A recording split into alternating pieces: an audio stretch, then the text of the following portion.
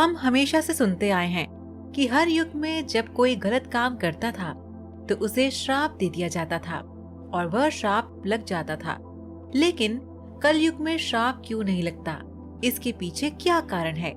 दरअसल कलयुग का आरंभ आज से लगभग 5000 साल पहले हुआ था और इसका अंत होने में कम से कम 1,25,000 साल बाकी हैं।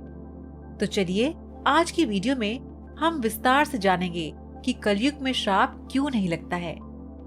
स्वागत है दोस्तों आपका हमारे चैनल समय चक्र में। सतयुग में ऋषि मुनियों में अपार शक्ति होती थी। ऋषि मुनि कभी भी अपनी शक्ति का दुरुपयोग नहीं करते थे, क्योंकि उन्हें पता था कि अगर कोई उन्हें श्राप दे देंगे तो उसे उन्हें भी भुगतना होगा। और उस समय श्राप का असर इतना तीव्र होता था कि उसी क्षण श्राप का असर शुरू हो जाता था। उस समय सिर्फ ऋषि मुनियों ने ही नहीं बल्कि आम इंसान भी जो पुण्य आत्मा थे, वह भी घोर तपस्या करके भगवान के नाम का जाप करके शक्ति प्राप्त करते थे, जिससे सिर्फ दूसरों की भलाई हो सके और बुराई का नाश हो सके। ऐसी अपार शक्ति अपने अंदर रखते थे और कभी भी किसी का बुरा नहीं चाहते थे। उनके अंदर जो भी शक्तियां थी उन सबको दिव्य शक्ति कहा जाता था। दरअसल दिव्य शक्ति बुराई से लड़ने की क्षमता देती है। अगर आप खुद ही बुरा करने लगेंगे तो आपके अंदर वह दिव्य शक्ति धीरे धीरे नष्ट हो जाती है। और क्योंकि असुरों ने हमेशा बुराई का साथ दिया, इसीलिए दिव्य शक्तियां होने के बावजूद भी उनका नाश हुआ। सतयुग, द्वापर युग, त्रेता युग, इन सभी युगों में पाप उतना नहीं था, और अगर होता भी था तो उसे नाश करने के लिए भगवान स्वयं इस धरती पर अवतार लेकर उसे नष्ट कर देते थे। आपने ये तो सुना ही है कि भगवान विष्णु ने स्वयं भगवान राम का अवतार लिया था। इसका कारण यही था कि जब इस धरती पर पापियों का जन्म होता है तो उसके विनाश के लिए भगवान को आना ही पड़ता है। भगवान श्री कृष्ण ने भगवत गीता में पांडु पुत्र अर्जुन को कहा था कि पहले के 3 युगों में तो इंसान ने पाप नहीं किया है, मगर कलयुग में वह खूब पाप करने वाले हैं, और इससे छुटकारा पाने के लिए एक ही उपाय है, श्री हरि का नाम लो। इस युग में सबसे ज्यादा पाप होने के कारण पुण्य आत्मा बहुत कम रह जाएगी। पापी आत्मा इस धरती पर सबसे अधिक रहेंगे, जिसके कारण किसी को भी श्राप का प्रभाव नहीं होगा या फिर जल्दी पड़ने वाला नहीं है। इस कलयुग में अगर कोई व्यक्ति किसी को श्राप देता है तो उसका प्रभाव ना के बराबर होता है, या फिर अगर होता भी है तो वह बहुत धीरे धीरे होता है, क्योंकि जिस व्यक्ति ने श्राप दिया है उसने भी कहीं न कहीं पाप किए हैं, किसी का दिल दुखाया है, लेकिन श्राप का व्यक्ति पर असर जरूर होता है। जिस प्रकार मौसम बदलता रहता है, ठीक उसी प्रकार श्राप का भी असर बदलता रहता है, लेकिन समय आने पर उन श्राप का असर आप जरूर समझ पाएंगे।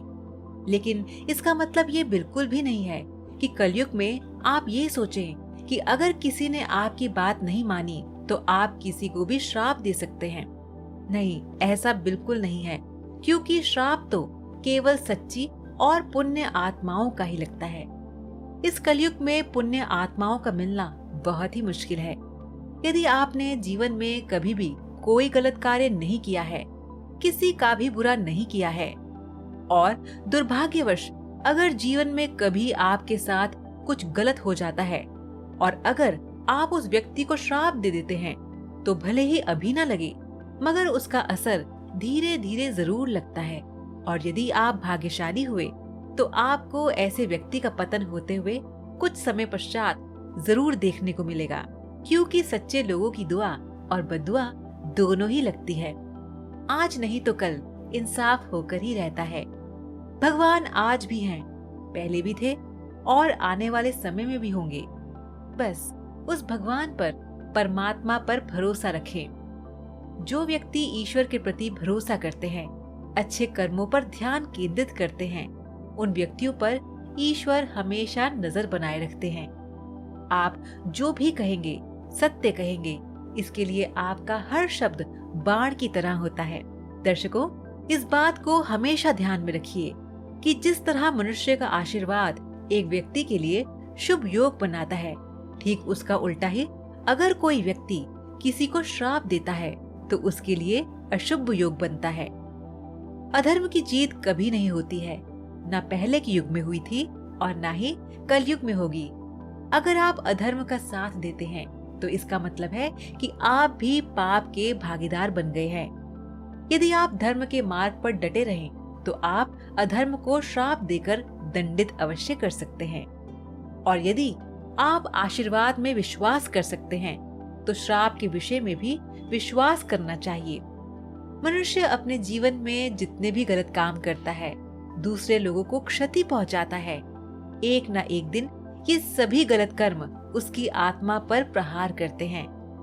भले ही आप उसे देख नहीं पाते हैं, लेकिन आपकी आत्मा पर बहुत बड़ी चोट लगती है, क्योंकि परमात्मा से कुछ भी छुपा नहीं है।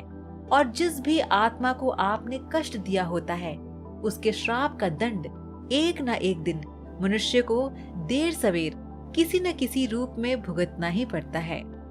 तो सरल शब्दों में यदि कहा जाए तो कलयुग में नाम मात्र ही ऐसे सच्चे मनुष्य होंगे या दिव्य शक्तियां होंगी जिनका श्राप कलयुग में लग जाता है, ढोंगी और पाखंडियों का नहीं।